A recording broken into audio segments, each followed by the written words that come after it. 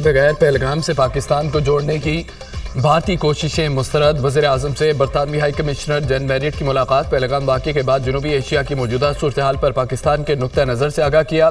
واقعے کی اعلیٰ سطح کی شفاف و غیر جانبدار بین الاقوامی تحقیقات کی اپنی پیشکش کا اعادہ۔ وزیر اعظم نے برطانیہ کو تحقیقات میں شمولیت کی دعوت دی۔ برطانیہ سفارتی تعلقات کو استعمال کر کے خطے میں کشیدہ صورتحال کو بہتر بنانے میں کردار ادا کرے۔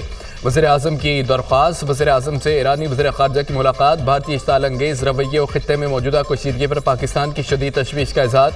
بھارت کی جانب سے سنتاس معاہدے کی معطلی ناقابل قبول ہے۔ وزیر اعظم کا پاک ایران دو طرفہ تعلقات میں مثبت پیش رفت پر اطمینان کا اظہار۔ تجارت، توانائی، سرحدی انتظام اور علاقائی رابطوں میں تعاون بڑھانے کی ضرورت پر زور۔ اسٹریٹجک صورتحال پر تبادلہ خیال۔ دونوں ملکوں کو سلامتی کے شعبے میں درپیش چیلنجز پر بات چیت۔ دو طرفہ تعاون بڑھانے کے لیے پاک ایران بارڈر سیکیورٹی میکانزم کا بھی جائزہ۔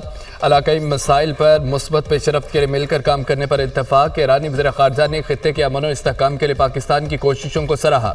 پاکستان اور ایران برادر ہمسایہ ملک ہیں۔ دونوں ملک مشترکہ تاریخ، ثقافت، مذہبی رشتے میں بندھے ہیں۔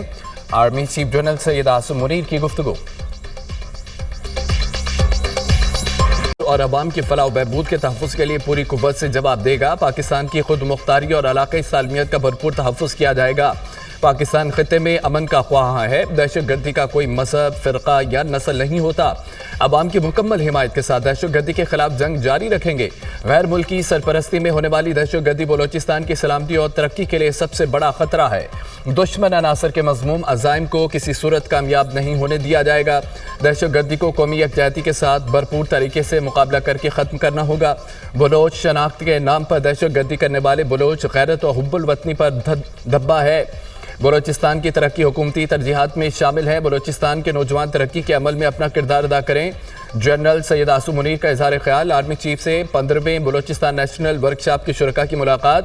بلوچستان کے سماجی و معاشی ڈھانچے کو بہتر بنانے پر مسلسل توجہ کو اجاگر کیا۔ آرمی چیف کا ترقی و خوشحالی کے راستے پر گامزن ہونے میں ان کے کردار کی اہمیت پر زور دیا۔ ملوث نہیں ہے، ہمارے ہاتھ صاف ہیں۔ پہلگام ڈرامہ بھارت کا اپنا رچایا ہوا ہے۔ 29 اور 30 اپریل کی رات بھارتی طیاروں نے مس ایڈونچر کی کوشش کی مگر انہیں بھاگنے پر مجبور کر دیا۔ پاک فوج نے بھارت کے مہم جوئی کے عزم کو لمحوں میں ناکام بنا دیا۔ اب دنیا کو بتا دیا کسی قسم کا ایڈونچر برداشت نہیں کریں گے۔ ہم الرٹ ہیں۔ بھارت نے جارحیت کی تو بھرپور جواب ملے گا۔ پاکستان کسی بھی صورت میں پہلا قدم نہیں اٹھائے گا۔ بھارت خطے کو جنگ کی طرف دھکیل رہا ہے۔ نائب وزیر اعظم اسحاق ڈار کا تقریب سے خطاب کہا کہ سنتاس معاہدے کو معطل کرنا عالمی قوانین کی خلاف ورزی ہے۔ ہم اپنے حصے کا ایک قطرہ پانی نہیں چھوڑیں گے۔ پہلگام ڈرامے کا مقصد بھارت میں جاری تحریکوں سے توجہ ہٹانا ہے۔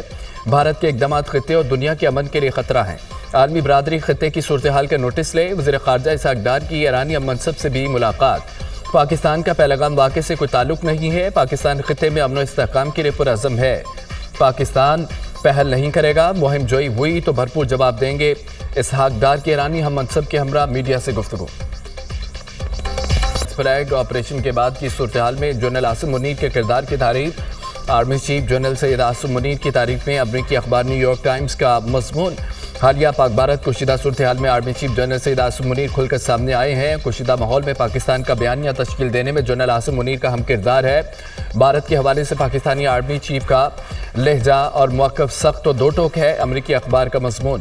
فوجی مشق کے دوران ایک ٹینک کے اوپر کھڑے ہو کر آرمی چیف نے خطاب کیا۔ کہا کہ بھارت کی کسی بھی فوجی مہم جوئی کا فوری، پرعزم اور منہ توڑ جواب دیا جائے گا۔